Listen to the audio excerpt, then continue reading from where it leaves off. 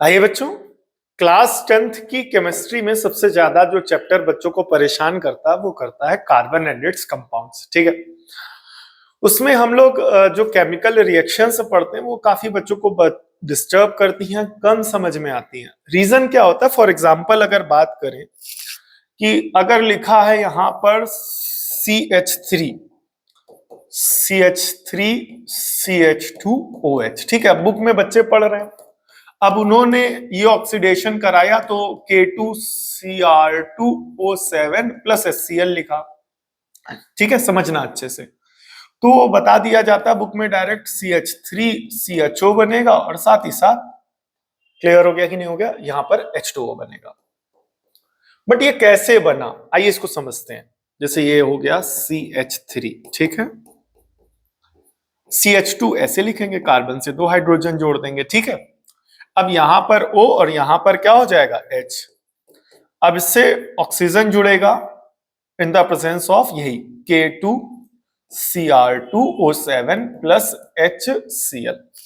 तो बेटा यहां पर क्या होगा, ध्यान से देखना कि यहां पर ये दोनों जो H हैं इस O से कंबाइन हो जाएंगे, और जब कंबाइन हो जाएंगे तो क्या बना देंगे, H2O। तो ऐसी सिचुएशन में कार्बन के ये जो दो बॉन्ड है, ये दो बॉन्ड क्या हो जाएंगे, खाली हो जाएंगे, और इन दो बॉन्ड को सेटिस्फाई करने ये वाला ऑक्सीजन आ जाएगा। मतलब ये CH3 एज इट इज रहेगा। ठीक है, अब इस कार्बन के दो बॉन्ड ये जो हाइड्रोजन से जुड़े हुए थे, ये हाइड्रोजन के जाने की वजह से खाली होंगे, और इन दो बॉन्ड को कौन सेटिस्फाई करेगा, O। तो C से डबल बॉन्ड क्या हो जाएगा, O। अब इस O के हटने से ये O यहां से हट जाएगा और ये हाइड्रोजन आकर के डायरेक्ट इस कार्बन से जुड़ जाएगा। तो इस तरीके से बन जाएगा CH3CHO। बट ये प्रॉपर मैकेनिज्म जो होती है कि कैसे, कहां पर, किसके साथ क्यों जुड़ रहा है, ये बच्चों को क्लियर नहीं होता है, बुक में प्रॉपर बताया नहीं जाता। तो जितनी भी रिएक्शंस होंगी यहां पर हम लोग उसको इसी तरीके से मैकेनिज्म के थ्रू समझेंगे इस पूरी वीडियो में, और सारी चीजों को अच्छे से एक्सप्लेन किया जाएगा। तो अगर आप इस तरीके से पूरी मैकेनिज्म को समझना चाहते हैं, टॉपिक को रटने से बचना चाहते हैं, और ऐसा पढ़ना चाहते हैं कि एक बार पढ़ लिया ना तो वो दिमाग में टिके कि हाँ यार समझ में आ गया, तो वीडियो को पूरा देखिएगा, मिस मत करिएगा। एक एक चीज डिटेल में बताऊंगा। क्लियर हो गया कि नहीं हो गया? तो आइए, आप सभी को पता होगा कि केमिकल प्रॉपर्टीज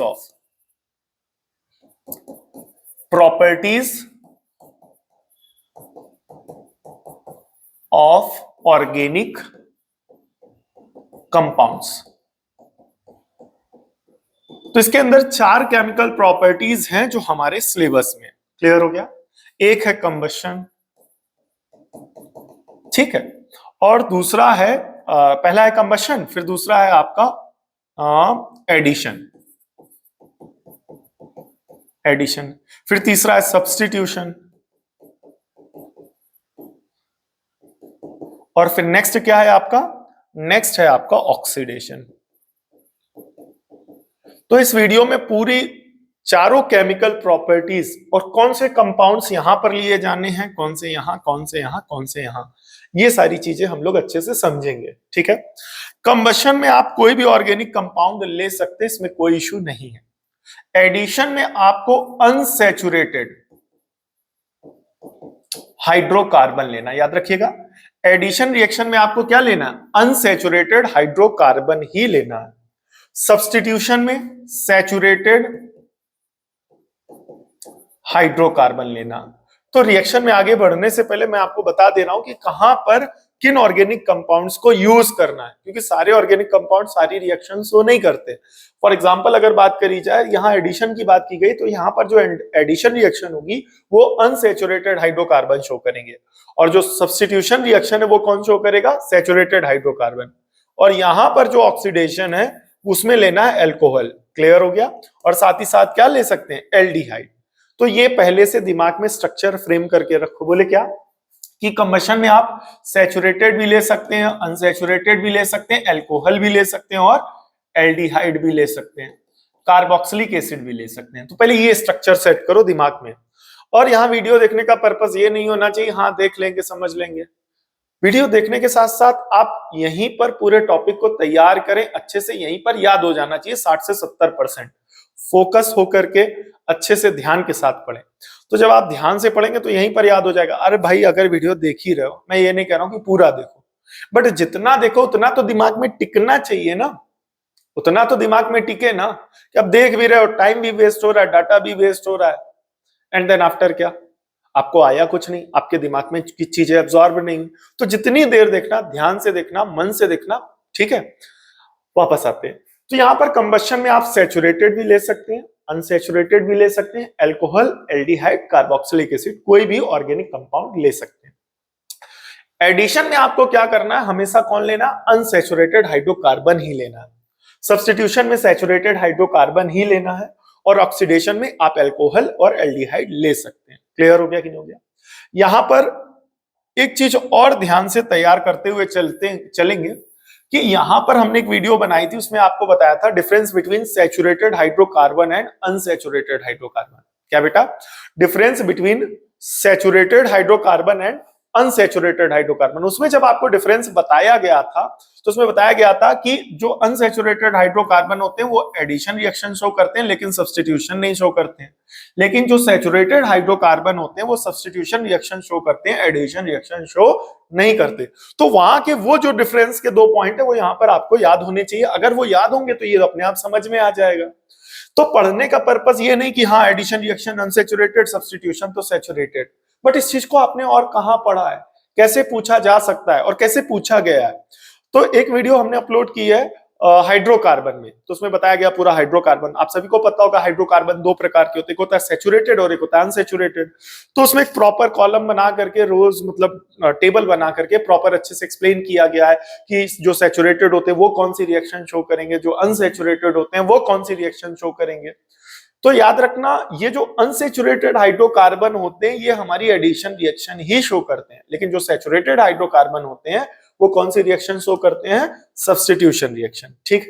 नेक्स्ट, कंबशन में आप सैचुरेटेड हाइड्रोकार्बन ले सकते हैं, unsaturated hydrocarbon, alcohol, aldehyde, carboxylic acid, कोई भी ले सकते हैं। एडिशन में जिस कंपाउंड को यूज करके रिएक्शन शो करानी है वो होगा अनसैचुरेटेड हाइड्रोकार्बन। सब्स्टिट्यूशन के अंदर जिन कंपाउंड्स को, ऑर्गेनिक कंपाउंड्स को लेकर के रिएक्शन शो करानी, केमिकल प्रॉपर्टीज शो करानी है, वो होंगे सैचुरेटेड हाइड्रोकार्बन। और ऑक्सीडेशन में आप अल्कोहल और एल्डिहाइड को यूज कर सकते हैं। वापस आते हैं, तो सबसे पहले हम लोग करेंगे कंबशन। क्लियर हो गया? तो इसको कैसे याद करना है, इसको कैसे समझना है कि ये पूरा रटना है, नहीं, एक सिंपल सी बात याद रखना जो मैं बताने जा रहा हूं। कंबशन में अगर आप, याद रखना, कंबशन में अगर आप किसी भी ऑर्गेनिक कंपाउंड को ऑक्सीजन की प्रेजेंस में हीट देते हैं, यानी इसको जलाते हैं, कंबस्ट करते हैं, ऐसी सिचुएशन में हमेशा बनेगा कार्बन डाइऑक्साइड और साथ ही साथ वाटर और साथ ही साथ हीट और साथ ही साथ लाइट। बस याद हो गई? याद हो गई कि नहीं याद हो गई? याद रहेगा ना कि कोई भी ऑर्गेनिक कंपाउंड अगर आप कंबशन में लेंगे तो कार्बन डाइऑक्साइड देगा, वाटर देगा, हीट देगा और साथ ही साथ लाइट देगा। अब हमने कंबशन में बोला कि आपको कंबशन में यहां बताया था कि सैचुरेटेड भी ले सकते हो, saturated hydrocarbon, unsaturated hydrocarbon, alcohol, aldehyde, carboxylic acid बताया था।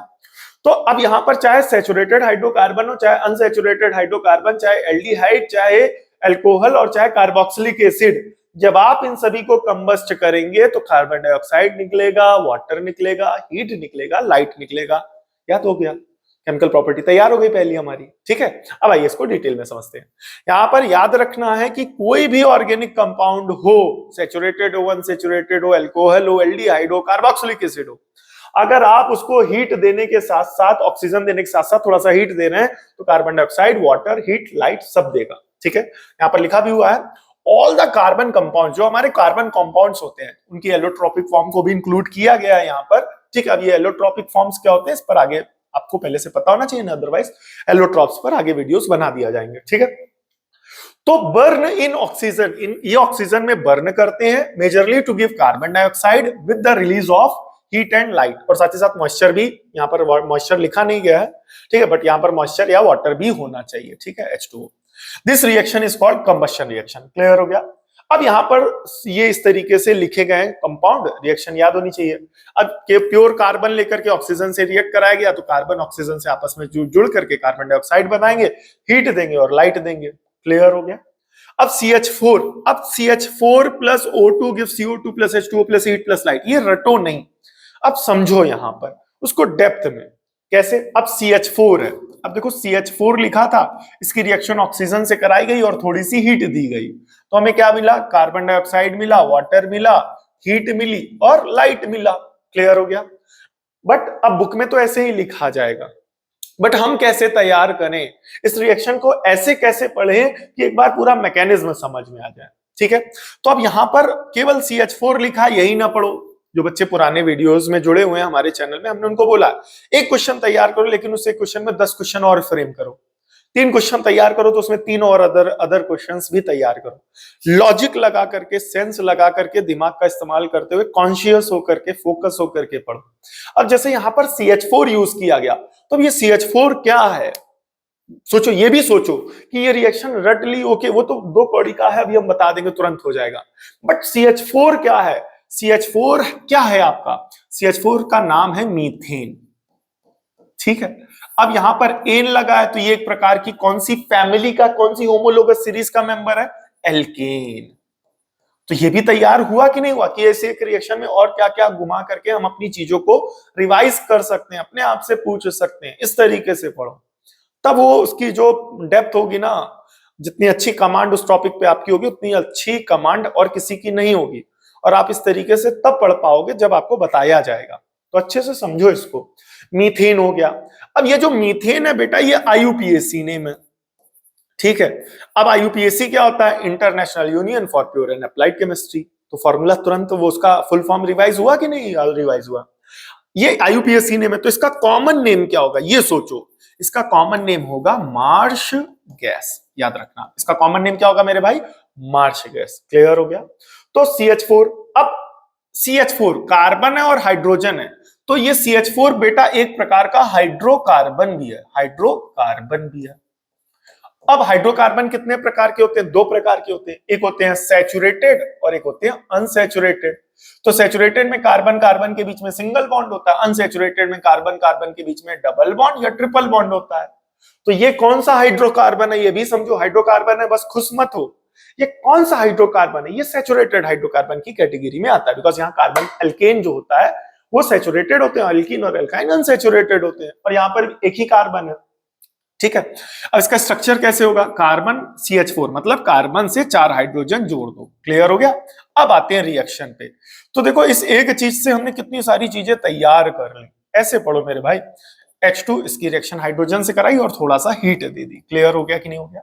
अब ध्यान से देखना, सॉरी ऑक्सीजन देना, H2 नहीं देना। ठीक है, यहां पर ऑक्सीजन देना। क्लियर हो गया, ऑक्सीजन दिया, तो ये 4 हाइड्रोजन है, तो ये 2 हाइड्रोजन इस O से कंबाइन होंगे और ये 2 हाइड्रोजन भी O से कंबाइन होंगे।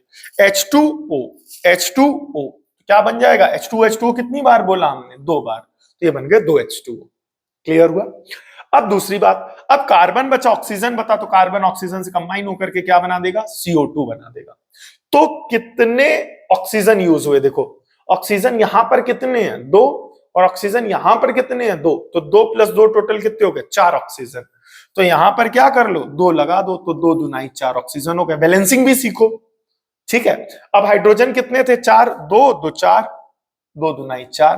कार्बन यहां पर कितना था, 1, तो कार्बन आ गया हमारा 1। तो अब रिएक्शन समझ में आई कि नहीं आई, कमेंट करके बताना। नेक्स्ट रिएक्शन क्या दी गई है, नेक्स्ट रिएक्शन लिया गया है CH3CH2OH। ठीक है, CH3CH2OH। इस रिएक्शन में हमने आपको बता दिया पहले ही, चाहे आप सैचुरेटेड हाइड्रोकार्बन लें, चाहे अनसैचुरेटेड लें, चाहे आप अल्कोहल लें, चाहे आप एल्डिहाइड लें, चाहे आप कार्बोक्सिलिक एसिड लें, थोड़ा सा ऑक्सीजन देकर के हीट देनी है तो carbon dioxide, water, heat, light मिलेगी ही मिलेगी। क्लियर हो गया कि नहीं हो गया। वापस आते हैं, ध्यान से देखेंगे। अगला कंपाउंड जो इन्होंने यूज किया है वो लिया है CH3CH2OH। ठीक है, इसकी रिएक्शन ऑक्सीजन से कराई है और थोड़ी सी हीट दी है, तो मिला है कार्बन डाइऑक्साइड, वाटर, और साथ ही साथ हीट, और साथ ही साथ लाइट।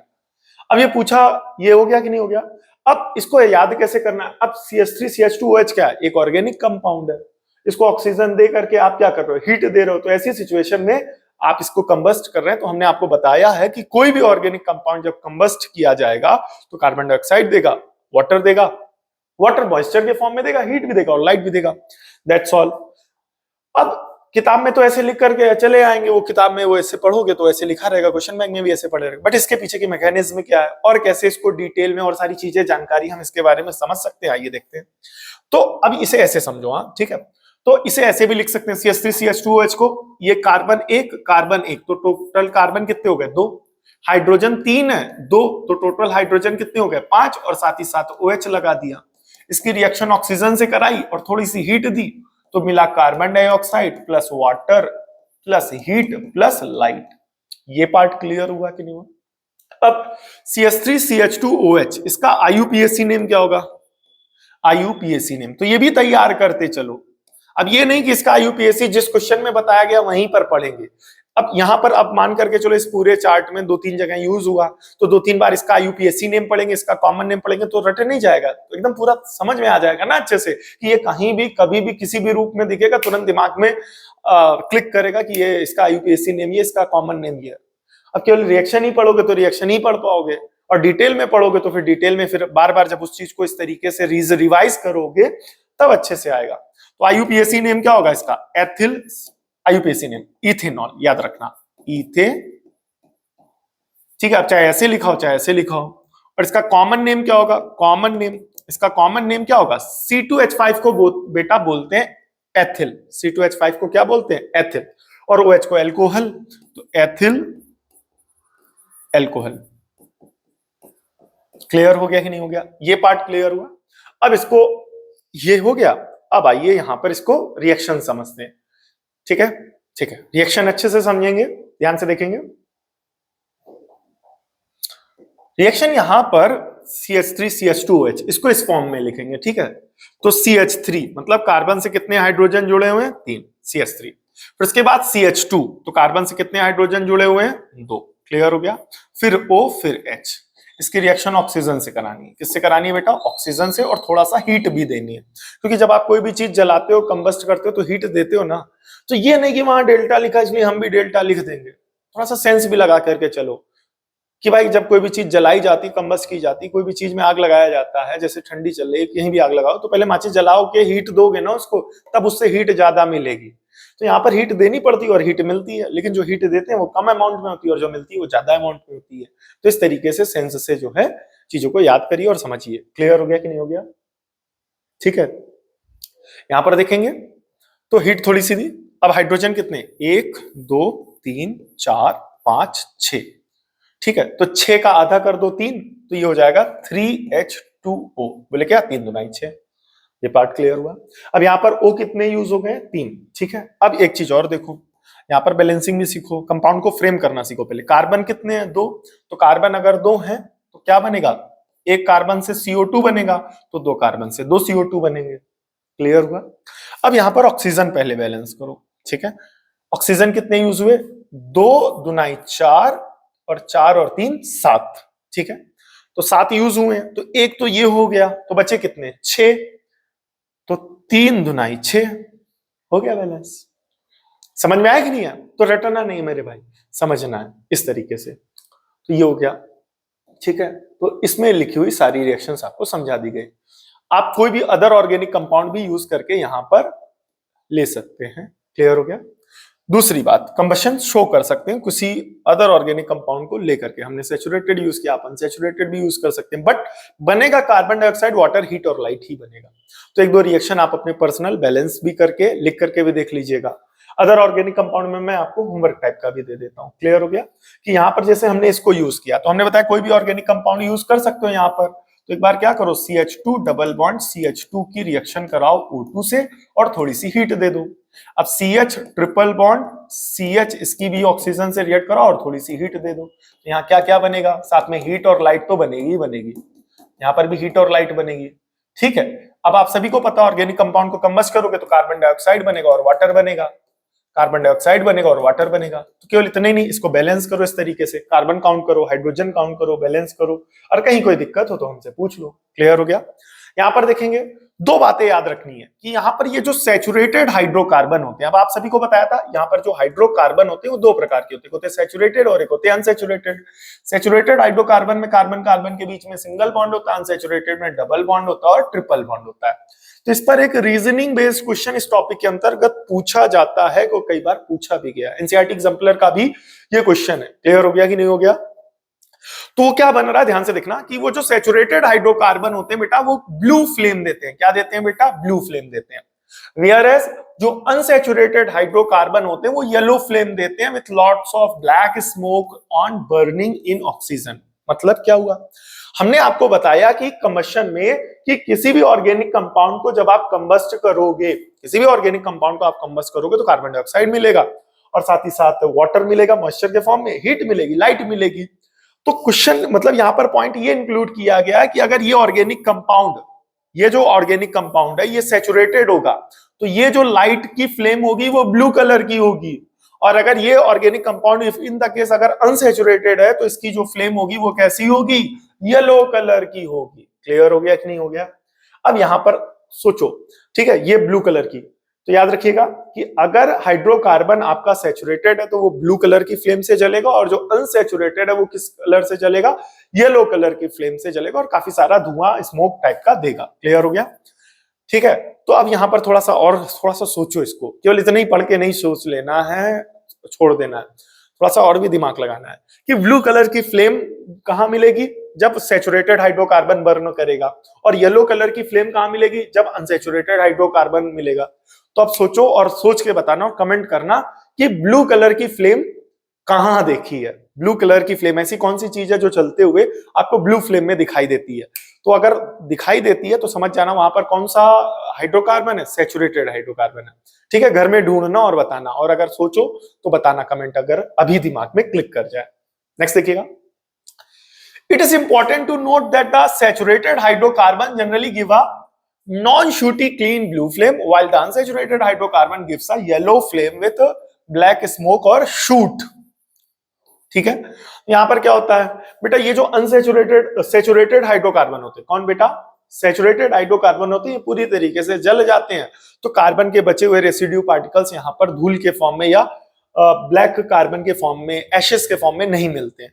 लेकिन जो ये हमारे अनसैचुरेटेड हाइड्रोकार्बन होते हैं पूरी तरीके से नहीं जल पाते हैं, जिसकी वजह से जब ये जलते हैं तो ब्लैक स्मोक या शूट हमें मिलता है। याद रखिएगा, क्या मतलब?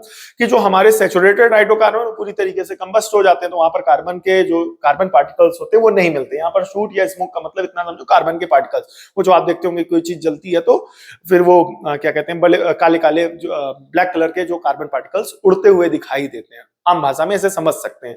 तो जो हमारे सैचुरेटेड हाइड्रोकार्बन है जब वो पूरी तरीके से जलते हैं तो वो ब्लू फ्लेम में जलते हैं, और वहां पर हमें जो नॉन शूटी मतलब वहां धुएं वाली जो राख होती, धुएं वाली जो फ्लेम होती है वो नहीं मिलती है।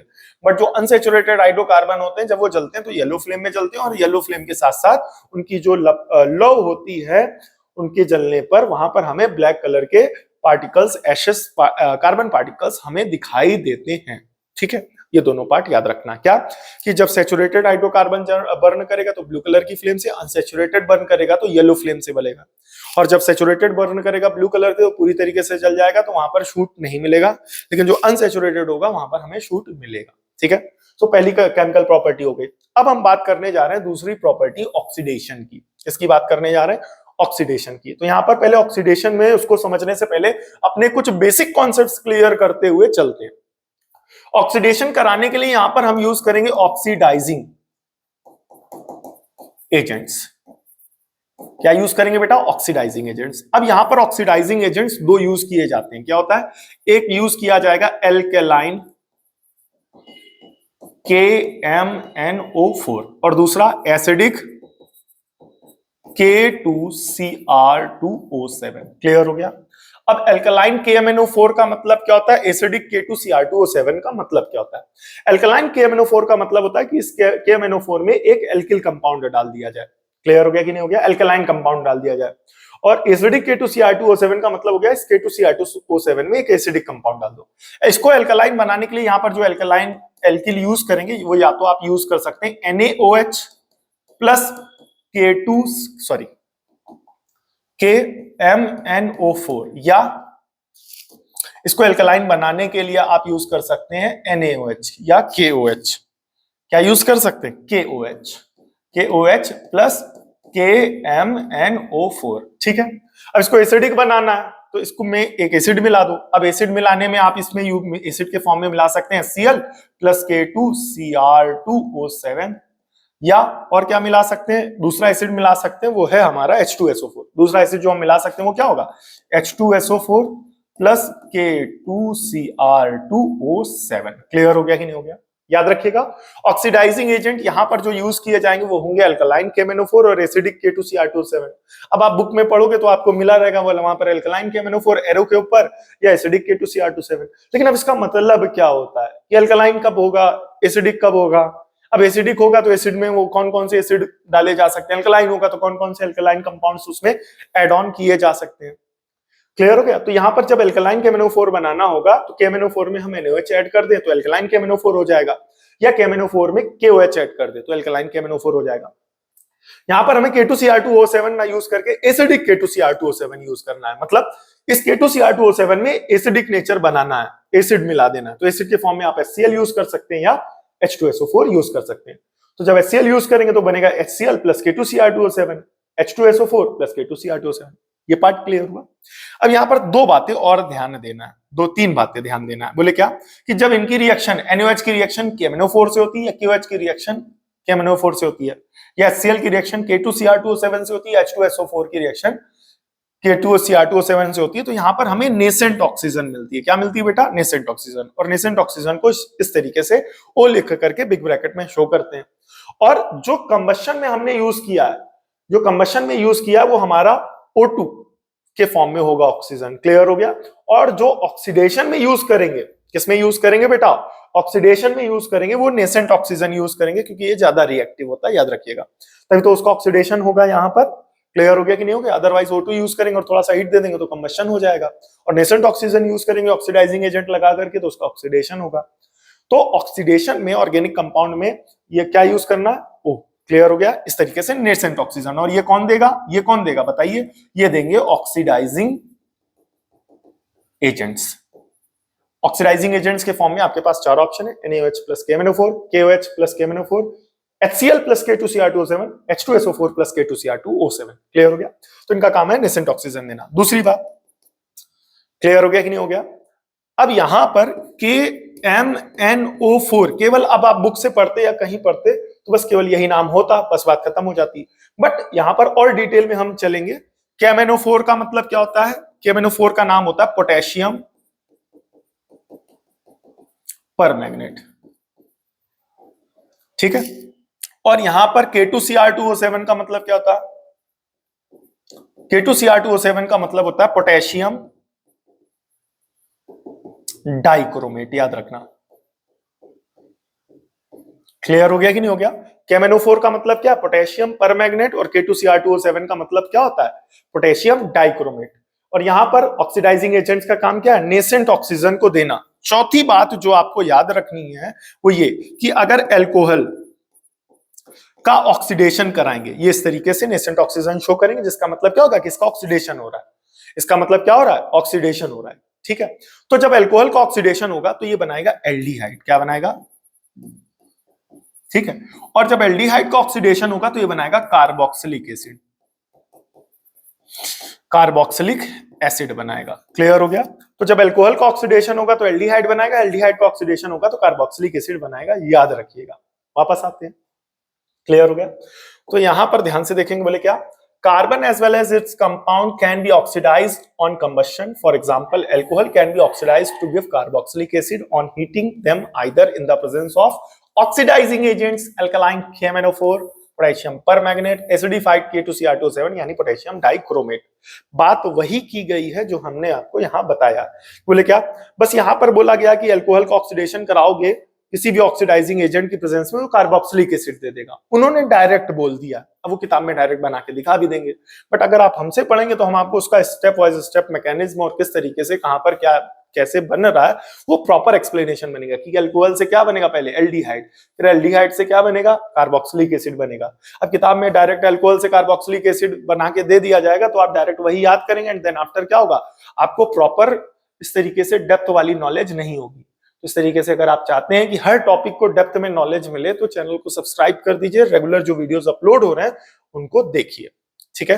तो अल्कोहल का ऑक्सीडेशन होगा तो एल्डिहाइड मिलेगा, एल्डिहाइड का ऑक्सीडेशन होगा तो कार्बोक्सिलिक एसिड मिलेगा। यही पूरी बात यहाँ पर लिखी गई है। यहाँ पर ऑक्सीडाइजिंग एजेंट के फॉर्म में अल्कलाइन KMnO4 यूज कर सकते हैं या एसिडिफाइड K2Cr2O7। KMnO4 का मतलब पोटेशियम परमैंगनेट और K2Cr2O7 का मतलब पोटेशियम डाइक्रोमेट। क्लियर हो गया कि नहीं हो गया? अब यहां पर ये तो चलो ठीक है, वो तो आपको वहां पेपर में क्या लिख के लाना है ये पूरा स्क्रीनशॉट ले लेना, नोट कर लेना। बट यहां पर इससे हम आपको रिएक्शन ड्राइव करना कि खुद कैसे रिएक्शन बनानी है पेपर में, या ये पूरा एक बार वीडियो देखने के बाद दूसरी बार प्रॉपर रिवाइज करो, नोट्स बनाओ और फिर कोई भी रिएक्शन पूछी जाएगी आप उसको करने के योग्य होंगे अगर आप अच्छे से ईमानदारी से पढ़ेंगे। तो हमने आपको ये बताया कि अल्कोहल का ऑक्सीडेशन कराओगे एल्डिहाइड बनेगा, एल्डिहाइड का ऑक्सीडेशन कराओगे तो कार्बोक्सिलिक एसिड बनेगा।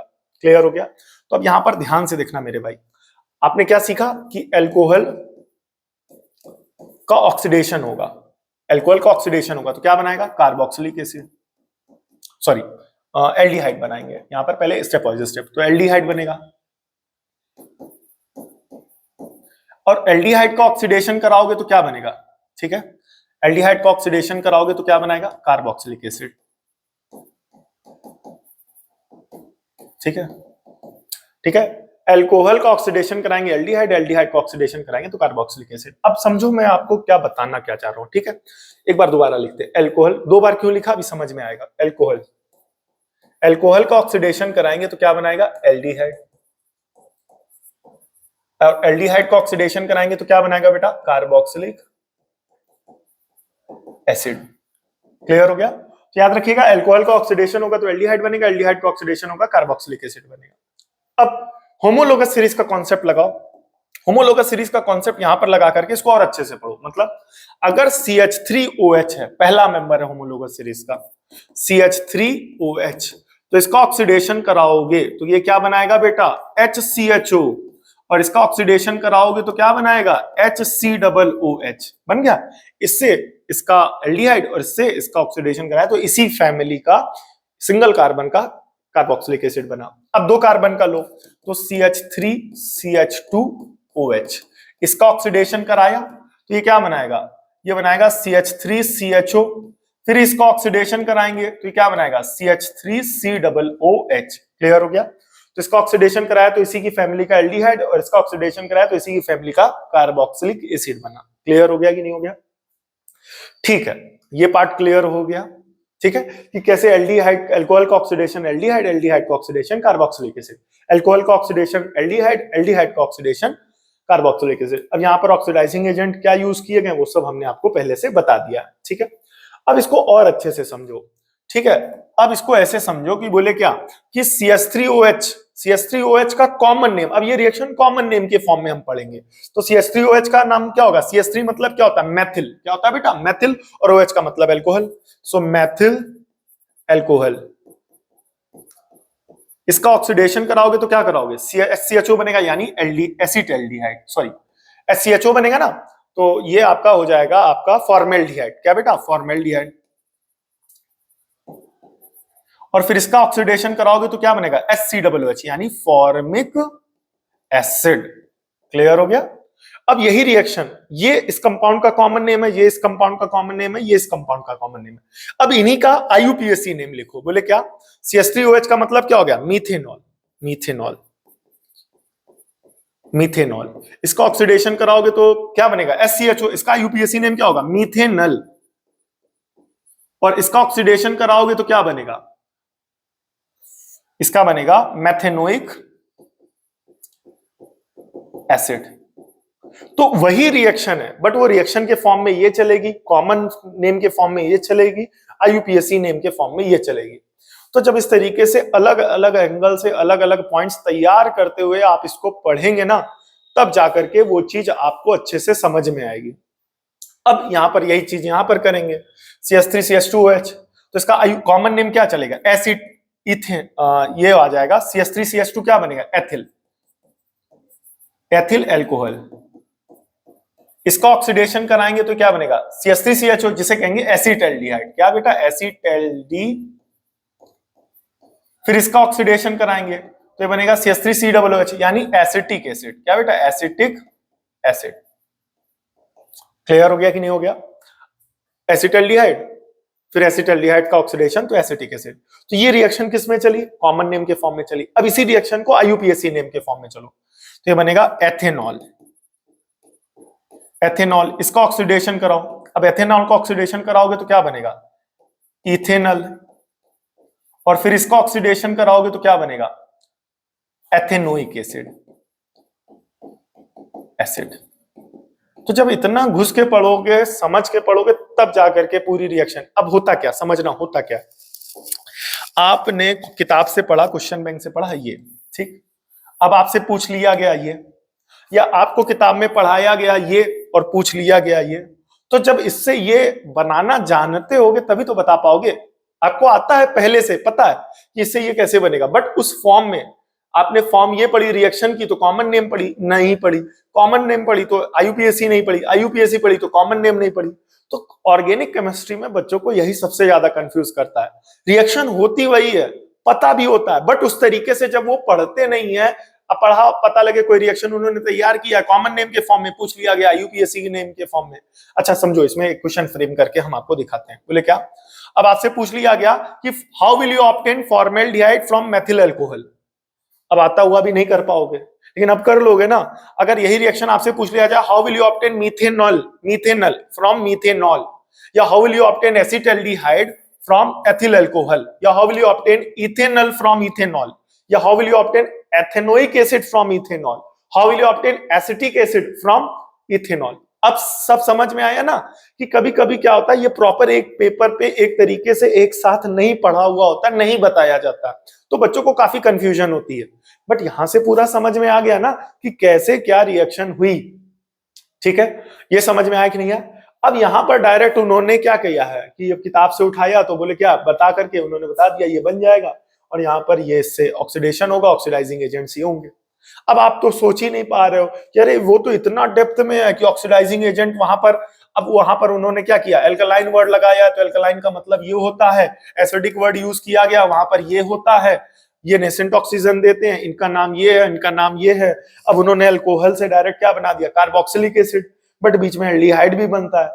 ये अब आपको पता चलेगा जब इस तरीके से तैयारी करोगे, पढ़ो, गाइड किया जाएगा। तो अगर आप रेगुलर इस तरीके के वीडियो कंटेंट चाहते हैं तो जिन्होंने चैनल को सब्सक्राइब नहीं किया है, सब्सक्राइब कर लीजिएगा इस तरीके से प्रॉपर डिटेल में। अब समझो, ठीक है, अब आगे बढ़ते हैं। ठीक है, तो अब आप सभी को पता चल गया कि CH3OH का ऑक्सीडेशन कराओगे SCHO बनेगा, SCHO का ऑक्सीडेशन कराओगे तो HCOOH बनेगा। कॉमन नेम वाला ये पूरा चार्ट याद रखना। ठीक है, तो आइए यहां पर इसको और डिटेल में समझते हैं, और डिटेल में, अभी इसको हम और डिटेल में ले जाएंगे। देखना, अब आपको हमने केवल ये बताया कि CH3OH है, इसका ऑक्सीडेशन, तो ये क्या बनाएगा, HCHO, और फिर उसका ऑक्सीडेशन कराओगे तो क्या बनाएगा, HCOOH। ठीक है, अब किताब में आपने ये पढ़ लिया, बट हुआ कैसे, आइए समझते हैं। ठीक है, एक एक रिएक्शन समझेंगे।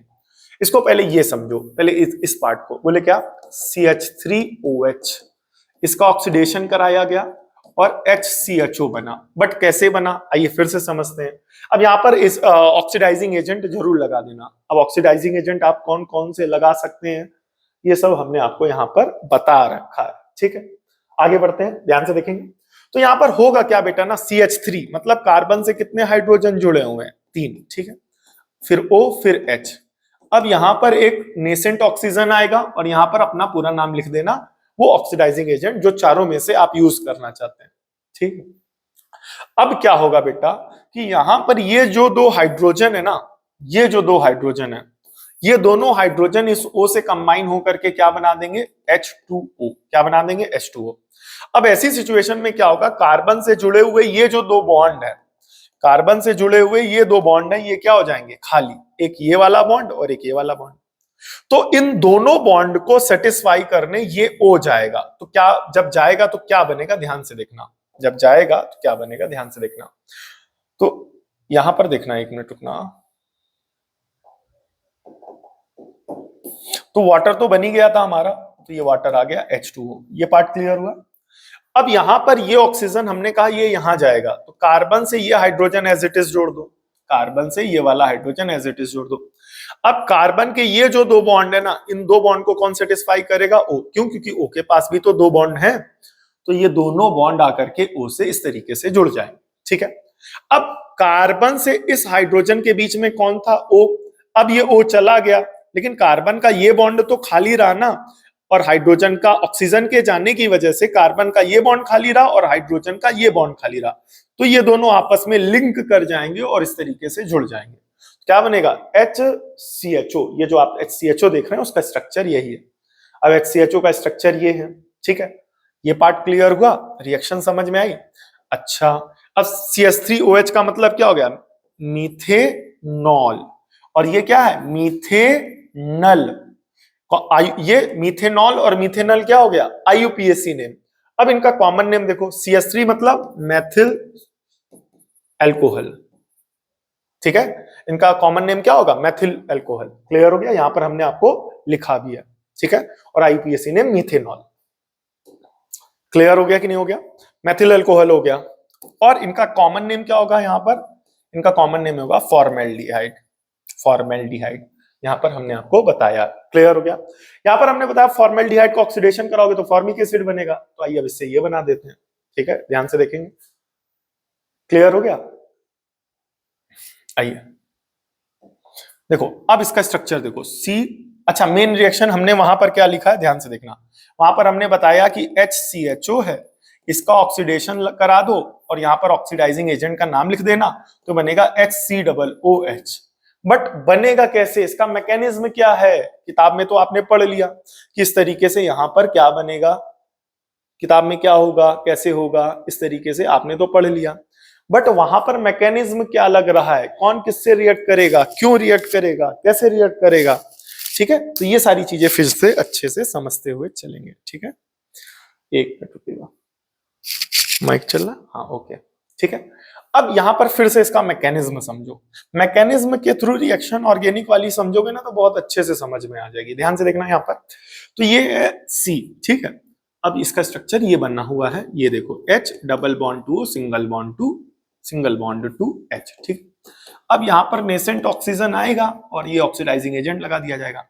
तो आपको पहले से पता था, यहाँ पर आप समझ चुके हैं कि कार्बन और हाइड्रोजन के बीच में एक O आ सकता है, लेकिन इस वाले केस में वो हट गया था बिकॉज उसको सेटिस्फाई करना था कार्बन को, तो वहां चला गया, शिफ्ट हो गया। तो अगर एक ऑक्सीजन वापस आ जाए तो यहां पर इसको बैठाला जा सकता है, एडजस्ट किया जा सकता है ना। तो आइए एडजस्ट करा देते हैं। तो H bond C double bond to O, फिर single to O single to H। तो ये जो आप देख रहे हैं उसका स्ट्रक्चर यही है। तो ये जो कंपाउंड बना है इसका नाम क्या होगा? IUPAC नेम, मीथेनल यहां बताया था। और इसका IUPAC नेम क्या होगा? Methanoic acid. और इसका कॉमन नेम क्या होगा? फॉर्मेल्डिहाइड। और इसका कॉमन नेम क्या होगा? Formic acid. ये सारी चीजें यहां पर आपको प्रॉपर एक्सप्लेन की गई। तो ये पूरी मैकेनिज्म हुई इस वाले की। अब आइए इस वाले की मैकेनिज्म को समझते हैं।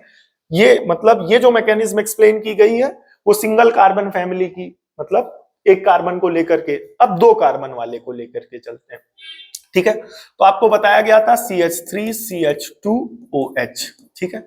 इसका अगर आप ऑक्सीडेशन कराएंगे तो क्या बनेगा? CH3CHO। फिर इसका ऑक्सीडेशन कराएंगे तो क्या बनेगा? CH3COOH, ठीक है। इसे आप ऐसे भी लिख सकते हैं, CH3CH2OH को आप इसे ऐसे भी लिख सकते हैं, C2H5। दोनों जोड़ दिए तो कार्बन कितने हो गए? 1 1 2 और हाइड्रोजन 3 2 5, और यहां पर आ गया OH। और यहां पर ऑक्सीजन जोड़ा और ये बन जाएगा CH3CHO। इसको वो मतलब इसको रीअरेंज करके ऐसे लिखा जा सकता है। अब किताब पढ़ोगे तो यहाँ पर ऐसे लिखा है, या क्वेश्चन बैंक पढ़ी तो वहां ये लिखा है, तो ये क्या है? कंफ्यूजन है आपके लिए। तो इस तरीके से जब एक साथ बता दिया जाएगा आपको अच्छे से समझ में आ जाएगा। तो ये हो जाएगा CH3COOH। ये इस तरीके से हो गया मेरे भाई। क्लियर हो गया? तो आइए इसकी मैकेनिज्म समझते हैं। ध्यान से देखना, CH3 एज इट इज लिखो, ठीक है। अब यहां पर CH2 मतलब कार्बन से कितने हाइड्रोजन? 2, और यहां पर O, यहां पर H। यहां पर लिया आपने नेसेंट ऑक्सीजन और ये लिया ऑक्सीडाइजिंग एजेंट। 4 ऑक्सीडाइजिंग एजेंट है, चारों में से आप कोई भी यूज कर सकते हो। क्लियर हो गया? तो हमने आपको बताया ये जो 2 हाइड्रोजन है बेटा, ये जो 2 हाइड्रोजन है ये इस O से कंबाइन हो जाएंगे। मैकेनिज्म वही लगेगी जो यहां पर लगाई है, ठीक है। तो ये दोनों हाइड्रोजन इस O से कंबाइन होकर के क्या बना देंगे? H2O, ठीक है। अब ऐसा होने की वजह से ये CH3 तो एज इट इज रहेगा, तो CH3 एज इट इज लिख दिया, ठीक है। लेकिन इस कार्बन के कितने बॉन्ड खाली हो गए? 2। तो इन 2 बॉन्ड को भरने कौन चला जाएगा? O, तो C+O। लेकिन इस O के जाने की वजह से, इस O के जाने की वजह से यहां पर कार्बन ये चला गया 2 बॉन्ड लेकर के, लेकिन ऑक्सीजन चला गया, ठीक है। तो ऑक्सीजन के जाने की वजह से कार्बन का भी ये बॉन्ड और हाइड्रोजन का ये बॉन्ड खाली हुआ और ये दोनों आपस में डायरेक्ट कनेक्ट हो जाएंगे। जब डायरेक्ट कनेक्ट हो जाएंगे तो ये बन जाएगा, ठीक है। तो आप इसे ऐसे भी लिख सकते हैं। बोले क्या, समझ गए ना? अब इसको वापस, ये स्ट्रक्चरल फॉर्मूला हो गया स्ट्रक्चर में इस तरीके से, जिसे आप ऐसे भी शो कर सकते हैं। CH3CH2OH रिएक्शन होगी O से, यहां पर ऑक्सीडाइजिंग एजेंट लगाए जाएंगे और ये बनेगा CH3CHO प्लस H2O। ये पार्ट क्लियर हुआ कि नहीं हुआ? ये वाला पार्ट क्लियर हुआ? यहां पर पूरा मैकेनिज्म आपको शो किया जा रहा है, ठीक है। अब हमने बताया कि एल्डिहाइड का ऑक्सीडेशन करोगे तो कार्बोक्सिलिक एसिड बना देगा। तो आइए अब इसका ऑक्सीडेशन करेंगे। तो किताब में जब आप पढ़ोगे तो ये ऐसे लिखा जाएगा CH3CHO, इसको ऑक्सीडेशन करा दिया गया, यहाँ ऑक्सीडाइजिंग एजेंट लगा दिया गया, ठीक है। और फिर उसके बाद बन जाएगा CH3COOH, ये इस तरीके से बन जाएगा। बट कैसे बना, उसके पीछे की मैकेनिज्म क्या, आइए समझते हैं, ध्यान से देखेंगे। तो CH3 का मतलब हो गया कार्बन से 3 हाइड्रोजन, ठीक है। C double bond to O single bond to H, यहां पर O लगाया और यहां पर लगा दिया ऑक्सीडाइजिंग एजेंट, ठीक है। तो हमने बताया था इस कार्बन और हाइड्रोजन के बीच में एक ऑक्सीजन एग्जिस्ट कर सकता है, जो यहां पर पिछले वाले केस में जा चुका था। तो अब ये एक ऑक्सीजन आ गया, तो अब इसको यहां पर एडजस्ट करा दो। तो ये CH3 एज इट इज रहेगा, कार्बन से कितने हाइड्रोजन? 3 as it is. फिर उसके बाद C+O और ये वाला O आकर के यहां पर बीच में एडजस्ट हो जाएगा, तो ये हो जाएगा OH, ठीक है। O, फिर उसके बाद O से डायरेक्ट, ठीक है। पहले क्या था, यहां पर कार्बन से H डायरेक्ट कनेक्ट था, बट बीच में आ जाएगा O। तो इस तरीके से हो जाएगा, ठीक है। अब इसके नेमिंग वाला भी कर लो, नेमिंग वाला पोर्शन एक बार रिवाइज कर लो कि इसका कॉमन नेम क्या था? एसिटल्डिहाइड। और इसका ऑक्सीडेशन कराया तो क्या बन गया? Acetic acid. कॉमन नेम क्या था इसका? सॉरी, कॉमन नेम क्या था? एसिटल्डिहाइड। ऑक्सीडेशन कराया तो कॉमन नेम जो कंपाउंड बना उसका क्या बना? Acetic acid. अच्छा, IUPAC नेम क्या होगा? एथेनल। और ये क्या बना? Ethanoic acid. तो इस तरीके से प्रॉपर आपकी मैकेनिज्म। अब अगर आप बुक से पढ़ेंगे, क्वेश्चन बैंक से पढ़ेंगे तो डायरेक्ट इससे ये बना दिया गया मेरे भाई, बट कैसे बना, ठीक है। समझ में आया कि नहीं आया? 2-3 बातें ऑक्सीडेशन कराते वक्त ध्यान रखनी है। बोले क्या? Substance that are capable of adding oxygen other substances are called oxidising agent. Clear हो गया कि नहीं हो गया? ये तो आपको चैप्टर 1 में पहले से ही बताया गया था, ऑक्सीडाइजिंग एजेंट और रिड्यूसिंग एजेंट क्या होते हैं। तो ऐसे सब्सटेंस जो दूसरे में ऑक्सीजन ऐड करा सकते हैं, क्लियर हो गया कि नहीं हो गया? उन्हें क्या कहेंगे? Oxidising agent, the substances that are capable of adding oxygen to other substance, मतलब जो दूसरे में ऑक्सीजन ऐड करा दे। तो इस पर्टिकुलर केस में आपको बताया गया थे 4 ऑक्सीडाइजिंग एजेंट। तो ये चारों ऑक्सीडाइजिंग एजेंट यहाँ पर क्या कर रहे थे? इन कंपाउंड के साथ, रिएक्टेंट के साथ ऑक्सीजन ऐड करा रहे थे, इसीलिए तो उनको ऑक्सीडाइजिंग एजेंट बोला गया। दूसरा, alcohols are converted into carboxylic acid only under complete oxidation. In partial oxidation alcohol is converted to aldehyde। मतलब हमने ये जो बोला ना कि अल्कोहल से क्या बनेगा, अल्कोहल से क्या बनेगा? एल्डिहाइड, और एल्डिहाइड से क्या बनेगा? Carboxylic acid. तो उस पॉइंट के कहने का मतलब ये अल्कोहल का कंप्लीट ऑक्सीडेशन करा दोगे तो कार्बोक्सिलिक एसिड बनेगा, लेकिन अगर अल्कोहल का पार्शियल ऑक्सीडेशन कराओगे तो एल्डिहाइड बनेगा, देन आफ्टर कार्बोक्सिलिक एसिड बनेगा। इस पॉइंट के कहने का मतलब ये है, ठीक है। पोटेशियम डाइक्रोमेट यानी K2Cr2O7 solution containing dilute H2SO4 is called acidified potassium dichromate, ये आपको ऑलरेडी बताया गया। पोटेशियम पर मैग्नेट यानी KMnO4 solution containing sodium hydroxide यानी NaOH और KOH is called alkaline potassium पर मैग्नेट सॉल्यूशन, ठीक है।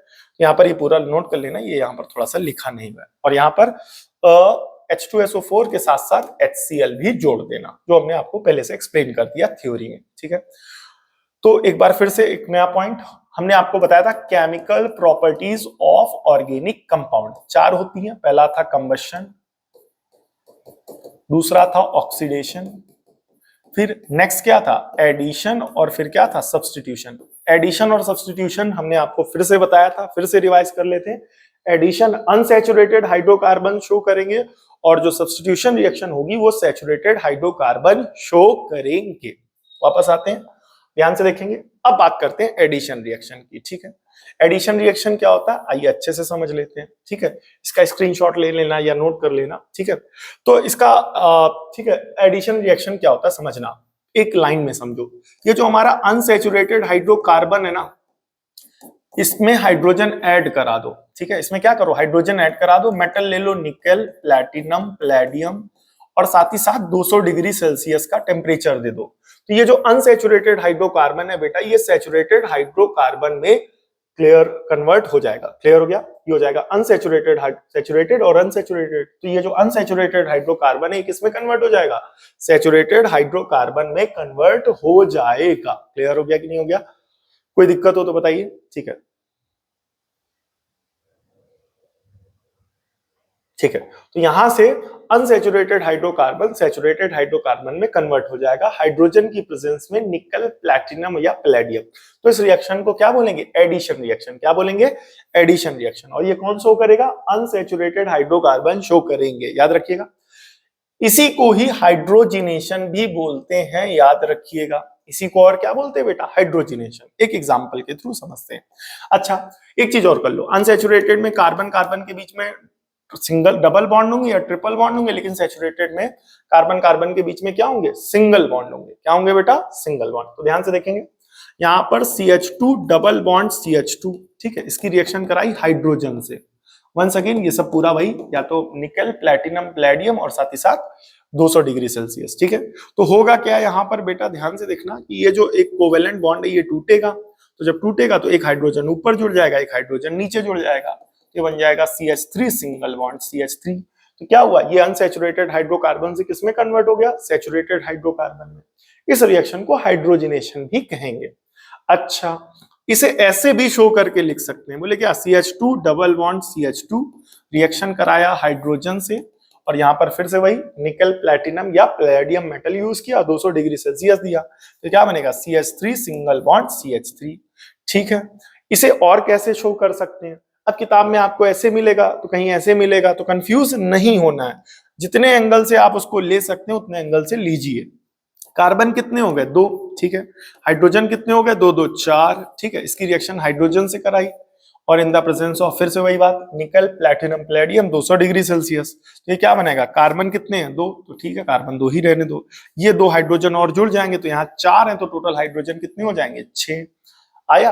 तो ये हो गया हमारा क्या, एडिशन रिएक्शन या हाइड्रोजिनेशन। और इसमें जो अनसैचुरेटेड हाइड्रोकार्बन होते हैं वो किसमें कन्वर्ट हो जाते हैं, सैचुरेटेड। ये तीनों कंपाउंड एक ही हैं, ठीक है, ये तीनों कंपाउंड एक ही हैं, ठीक है, ठीक है। और इसका कॉमन नेम क्या होगा बेटा, एथिलीन, और इसका IUPAC नेम क्या होगा, एथीन, ठीक है। इसका कॉमन नेम क्या होगा, ठीक है, ये इसका IUPAC नेम क्या होगा, एथेन। इसका IUPAC नेम क्या होगा, IUPAC नेम होगा एथेन। क्या होगा इसका, IUPAC नेम होगा एथेन। क्लियर हो गया कि नहीं हो गया, ठीक है। यहाँ पर इसका कॉमन नेम नहीं है यहाँ पर, ठीक है, अभी के लिए नहीं है, ठीक है। ये पार्ट क्लियर हुआ, तो आई होप आपको समझ में आ गया होगा। लेकिन अभी हमने आपको जो अनसैचुरेटेड हाइड्रोकार्बन यूज किया है वो क्या यूज किया है, वो यूज किया जहां कार्बन कार्बन के बीच में डबल बॉन्ड है। अब हम आपको वो बताएंगे जहां कार्बन कार्बन के बीच में कितने बॉन्ड होंगे, 3, फिर यहाँ पर एक लग गया H, यहाँ पर लग गया H, फिर इसकी रिएक्शन कराई हाइड्रोजन से। Once again nickel, platinum, palladium, ये सारी रिएक्शन वंस अगेन। अब देखो कार्बन कार्बन के बीच में ट्रिपल बॉन्ड है, तो ये क्या है, अनसैचुरेटेड हाइड्रोकार्बन है। आपने इसका हाइड्रोजन से रिएक्शन कराया और टेम्परेचर कितना लिया, 200 डिग्री सेल्सियस। तो यहाँ पर ये जो 3 बॉन्ड है ना, इन 3 बॉन्ड में पहले एक बॉन्ड टूटेगा। तो अब कार्बन कार्बन के बीच में कितने बॉन्ड बनेंगे, डबल बॉन्ड। अब इस एक बॉन्ड के टूटने के कारण एक हाइड्रोजन यहाँ ऐड होगा, एक हाइड्रोजन यहाँ ऐड होगा, तो ये बन जाएगा CH2 CH2। क्लियर हो गया। इसी को आप ऐसे भी शो कर सकते हैं, ठीक है, क्या कि CH ट्रिपल बॉन्ड CH, इसकी रिएक्शन कराई H2 से, वंस अगेन वही सारे रिएक्टेंट लिए, यहाँ से एक बॉन्ड टूटेगा, एक हाइड्रोजन यहाँ जुड़ेगा, एक हाइड्रोजन यहाँ, तो ये बनेगा CH2 डबल बॉन्ड CH2। इसे आप ऐसे भी शो कर सकते हैं कि कार्बन कितने हैं, 2, हाइड्रोजन कितने हैं, 2, इसकी रिएक्शन H2 से कराई, वंस अगेन वही सारे रिएक्टेंट लिए, तो हाइड्रोजन 2 यहाँ पर ऐड हो जाएंगे, तो 2 2 2 कितने हो जाएंगे, 4 हो जाएंगे। ये पार्ट क्लियर हुआ कि नहीं हुआ। अब ये वाला पार्ट क्लियर हो गया कि नहीं हो गया। नाउ द नेक्स्ट, आगे बढ़ेंगे, यहाँ पर ध्यान से देखेंगे। अब इसकी रिएक्शन फिर से हाइड्रोजन से रिएक्शन कराई, ठीक है, इसकी रिएक्शन फिर से हाइड्रोजन से कराई। अब ये वापस वही पहुंच गई जो यहां पर बताई थी। ये देखो, ये पूरी बताई थी कि नहीं बताई थी? ऐसे लिख सकते हो, ऐसे लिख सकते हो, ऐसे लिख सकते हो। वही अब यहां पर क्या हो जाएगी, एड ऑन हो जाएगी, क्योंकि वही कंपाउंड बन गया है जो यहां पर आपको बताया गया था। क्लियर हो गया कि नहीं हो गया? तो यहां पर इसकी रिएक्शन, तो वंस अगेन ये डबल बॉन्ड है, ये टूटेगा, एक हाइड्रोजन यहां, एक हाइड्रोजन यहां। अब ये नहीं कि वहां बता दिया तो यहां ना प्रैक्टिस करें, दोबारा रिवीजन कर लो, ऐसे ही तो बनेगा। तो कार्बन हाइड्रोजन कितने हो जाएंगे, 3, और यहां पर कार्बन और हाइड्रोजन कितने हो जाएंगे, 3। अच्छा, अब यहाँ पर इसको आगे कैरी फॉरवर्ड करोगे तो फिर से वही सारी चीजें, तो एक बॉन्ड टूटेगा, एक हाइड्रोजन यहाँ, एक हाइड्रोजन यहाँ, तो कार्बन हाइड्रोजन से 3, 2 से कितने हो जाएंगे, 3, और डबल बॉन्ड से कितने हो जाएंगे, क्योंकि एक बॉन्ड टूट गया तो एक बॉन्ड बचेगा। अब CH3 आ गया। इसे ऐसे भी कर सकते हो, H2, वंस अगेन वही सारे रिएक्टेंट, तो 2 हाइड्रोजन और बढ़ जाएंगे, तो ये बन जाएगा C2H6। क्लियर हो गया कि नहीं हो गया? यहाँ पर ये जो कंपाउंड यूज किया गया है, इसका IUPAC नेम क्या होगा, एथाइन, YNE। इसका क्या होगा IUPAC नेम, एथीन, और इसका क्या होगा, एथेन। क्लियर हो गया कि नहीं हो गया? इसका कॉमन नेम क्या होगा, एसिटिलीन, और इसका इसका कॉमन नेम क्या होगा, इसका कॉमन नेम होगा आपका एथिलीन। क्लियर हो गया कि नहीं हो गया? तो कॉमन नेम बोल दिया है, याद रखना, क्योंकि बार बार रिपीट कर रहे हैं, प्रॉपर लिखेंगे तो वीडियो और लंबी हो जाएगी। तो इसका IUPAC नेम क्या होगा, एसिटिलीन, सॉरी कॉमन नेम क्या होगा, एसिटिलीन, और इसका क्या होगा, एथिलीन। क्लियर हुआ कि नहीं हुआ, समझ में आया कि नहीं आया? ठीक है, वापस आते हैं यहाँ पर, ये इस तरीके से इसको एक्सप्लेन कर दिया गया, बात वही है, ठीक है। अब यहां पर एक और इंपॉर्टेंट रिमार्क है जो यहां पर समझेंगे। बेटा ये जो रिएक्शन है ना, जिसे हमने हाइड्रोजिनेशन के नाम से भी जाना है, जहां पर हम अनसैचुरेटेड हाइड्रोकार्बन में हाइड्रोजन ऐड करा करके सैचुरेटेड हाइड्रोकार्बन बनाते हैं। तो बेटा इसी रिएक्शन को यूज किया जाता है, कहां पर पूछा जाता है कि बोले क्या, एडिशन रिएक्शन की जो हाइड्रोजिनेशन होती है वो इंडस्ट्रियल यूज कहां किया जाता है? क्या बेटा, जो एडिशन रिएक्शन का ये जो पर्टिकुलर केस है हाइड्रोजिनेशन, ठीक है, इसका इंडस्ट्रियल पर्पस पे कहां पर रिएक्शन में यूज किया जाता है, इंडस्ट्रियली इसे कहां रिएक्ट यूज किया जाता है, क्या, हाइड्रोजिनेशन, किसका, एडिशन का। क्लियर हो गया? तो यहां पर मैं आपको बताना चाहूंगा कि ये जो हमारे पर्पस क्या है, अनसैचुरेटेड को सैचुरेटेड में कन्वर्ट करना ना, पर्पस क्या है कि अनसैचुरेटेड हाइड्रोकार्बन को सैचुरेटेड हाइड्रोकार्बन में कन्वर्ट करना, ठीक है। तो बात वही है कि यहां पर देखो, C double bond to C, R2 का मतलब हो गया 2 एल्किल ग्रुप, ठीक है। अब इसकी 2 एल्किल ग्रुप इधर, तो 2 R2 R2, 2 R इधर 2 R इधर, इसकी रिएक्शन कराई बेटा किससे, H2 से, और रिएक्शन क्या लगाई, निकेल या प्लैटिनम या पैलेडियम, और साथ ही साथ टेम्परेचर कितना दे दिया, 200 डिग्री सेल्सियस।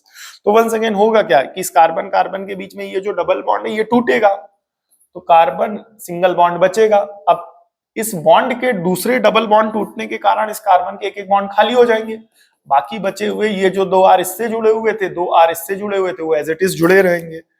अब यहां पर ये जो H यूज किया, ये H जा करके एक इसके साथ जुड़ जाएगा, एक इसके साथ जुड़ जाएगा, तो ये H आ गया, ये H आ गया। तो किताब में पढ़ोगे तो वो तो ऐसे लिखा हुआ है, बट उसे ऐसे भी लिख सकते हो, उसका मैकेनिज्म क्या है ये अच्छे से समझ में आया होगा, आई होप आपको, ठीक है। कई बच्चे इस बीच में ही चले गए होंगे, नो इशू एट ऑल। वापस आते हैं, यहाँ पर ध्यान से देखेंगे, ठीक है। वापस आते हैं, catalyst are the substance that causes the reaction to occur or proceed at the different rate without taking part in the chemical reaction, ठीक है। यहाँ पर जो कैटलिस्ट के फॉर्म में यूज किए गए हैं वो निकल, प्लैटिनम या पैलेडियम मेटल्स यूज किए गए हैं। तो यहाँ पर ये जो वर्ड यूज किया गया कैटलिस्ट, इस कैटलिस्ट का मतलब क्या होता है, इस कैटलिस्ट का मतलब ये होता है कि कैटलिस्ट एक ऐसे कंपाउंड होते हैं जो रिएक्शन के रेट को चेंज करते हैं without taking part in the chemical reaction. मतलब ये सब्सटेंसेस केमिकल रिएक्शन में पार्टिसिपेट नहीं करते हैं, लेकिन केमिकल रिएक्शन के जो रेट है, जो स्पीड है, उसको चेंज करते हैं, उसको बढ़ा भी सकते हैं, उसको घटा भी सकते हैं। एक आम एग्जांपल के थ्रू आपको बताते हैं, जैसे आपने देखा होगा कि अगर कोई भांग खाता है, उसका नशा ज्यादा हो जाता है, तो उसको खट्टी चीजें खिलाई जाती हैं, बोलने दिखाई जाती है, खिलाई जाती हैं। तो क्या कि वो कह सकते हो कि वो जो नशा उसको कम कर देता है, डाउन कर देता है।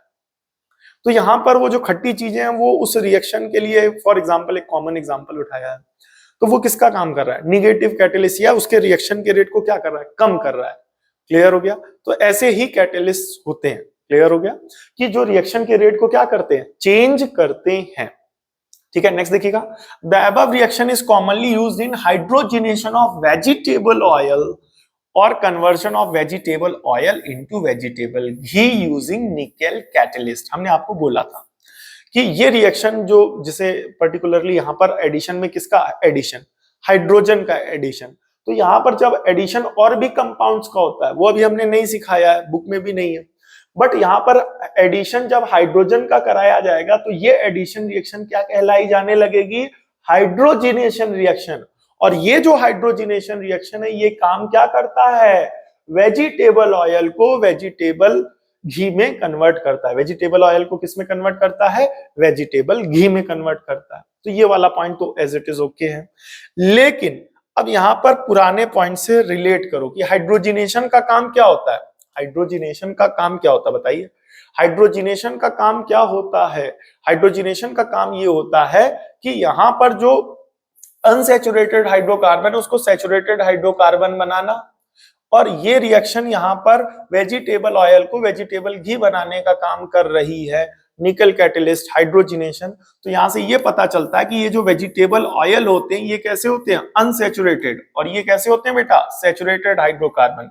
सो वेजिटेबल घी क्या होगा, सैचुरेटेड हाइड्रोकार्बन, और जो वेजिटेबल ऑयल होगा वो अनसैचुरेटेड हाइड्रोकार्बन होगा।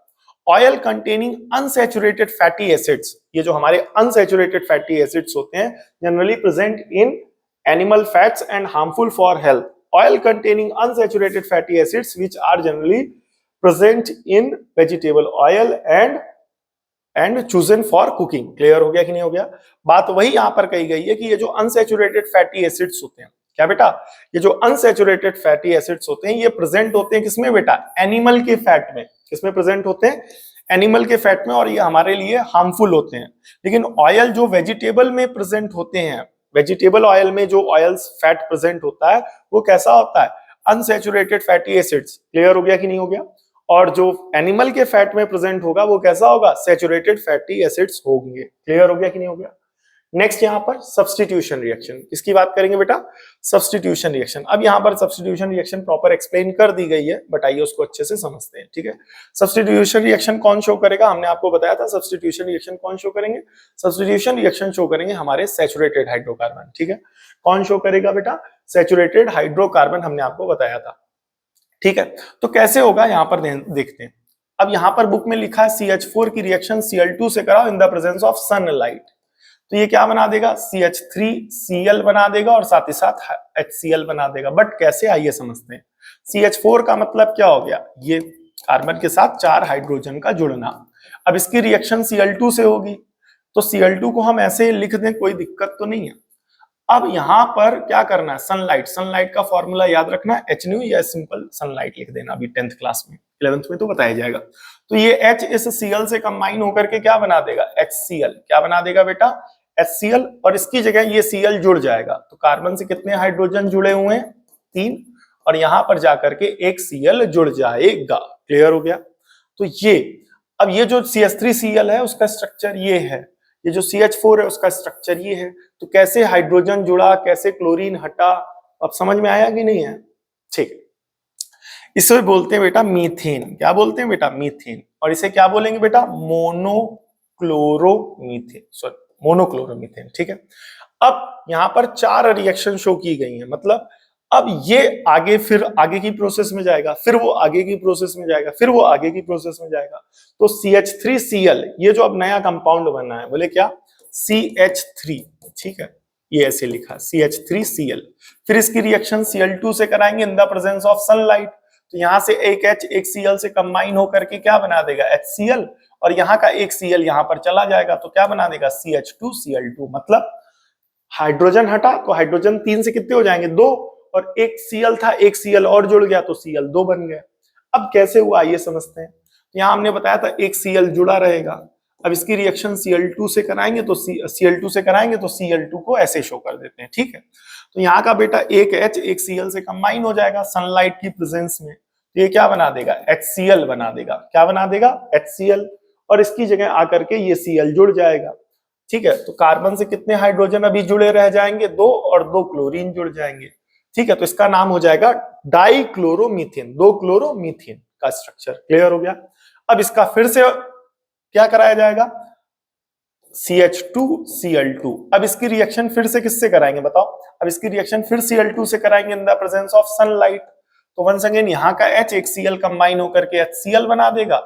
अब C, हाइड्रोजन कितने हैं, 2, एक हाइड्रोजन चला गया तो एक हाइड्रोजन बचेगा। अब उस हाइड्रोजन की जगह क्लोरीन बढ़ जाएगा, तो क्लोरीन 2 से कितने हो जाएंगे, क्लोरीन 3 हो जाएंगे। कितने क्लोरीन हो जाएंगे, 3 क्लोरीन हो जाएंगे। इसको स्ट्रक्चर के थ्रू समझ लेते हैं। तो कार्बन के कितने हाइड्रोजन जुड़े हुए हैं, 2 और 2 Cl। ठीक है, 2 Cl, इस तरीके से 2 Cl। अब इसकी रिएक्शन Cl2 से कराएंगे तो Cl बॉन्ड Cl, तो एक H एक Cl इस कंबाइन से कंबाइन हो जाएगा सनलाइट की प्रेजेंस में। तो H और Cl आपस में कंबाइन होकर के क्या बना देंगे, HCl, और ये वाला Cl आपस में जुड़ जाएंगे। तो कार्बन, फिर यहाँ पर Cl, यहाँ पर Cl, यहाँ पर Cl, और यहाँ पर क्या आ जाएगा बेटा, H आ जाएगा। क्लियर हो गया। अब इसका फिर से कराएंगे तो ये क्या बना है, CH3Cl। अब इसकी रिएक्शन फिर Cl2 से कराएंगे in the presence of sunlight. तो यहाँ का CHCl3 बना है। देखें जरा, गलत तो नहीं लिख दिया, हाँ CHCl3। ठीक है, CHCl3। तो ये जो कंपाउंड यहां बना है ना, वापस आते हैं। ठीक है, ये जो कंपाउंड बना है CHCl3, इसकी रिएक्शन फिर Cl2 से होगी in the presence of sunlight. तो एक HCl से कंबाइन होकर के क्या बना देगा, HCl बना देगा, और एक Cl वापस जुड़ जाएगा तो क्या बना देगा, CCl4। क्या हो जाएगा, CCl4, क्योंकि हाइड्रोजन अब हट जाएगा और क्लोरीन एक बढ़ जाएगा। तो हाइड्रोजन एक था वही हट गया और क्लोरीन एक बढ़ गया, तो क्लोरीन से 3 से कितने हो जाएंगे, 4। ठीक है, तो ये जो रिएक्शन यहां पर की गई है ना, ये आपको प्रॉपर है। इसका नाम है मोनोक्लोरोमीथेन, इसका नाम है डाइक्लोरोमीथेन, इसका नाम है ट्राइक्लोरोमीथेन, और इसका नाम है टेट्राक्लोरोमीथेन। ठीक है, मोनोक्लोरोमीथेन, डाइक्लोरोमीथेन, ट्राइक्लोरोमीथेन, टेट्राक्लोरोमीथेन। आई होप आपको ये समझ में आया होगा। ठीक है, वीडियो काफी लंबी हो चुकी है और काफी बच्चे चले गए होंगे, कुछ बच्चे टिके होंगे। उम्मीद है जो आखिरी तक टिके हैं उनको समझ में आया होगा। अगर इसके बाद भी किसी टॉपिक पर, यहाँ पर इस पूरे प्रॉपर वीडियो में किसी टॉपिक का वापस पुराना और दोबारा एक्सप्लेनेशन चाहते हैं तो आप हमें कमेंट करके बता दीजिएगा, उस पर्टिकुलर पार्ट को वापस एक्सप्लेन किया जाएगा। वीडियो में लास्ट तक बने रहने के लिए बहुत बहुत धन्यवाद। मिलते हैं नेक्स्ट वीडियो में, तब तक के लिए जय हिंद।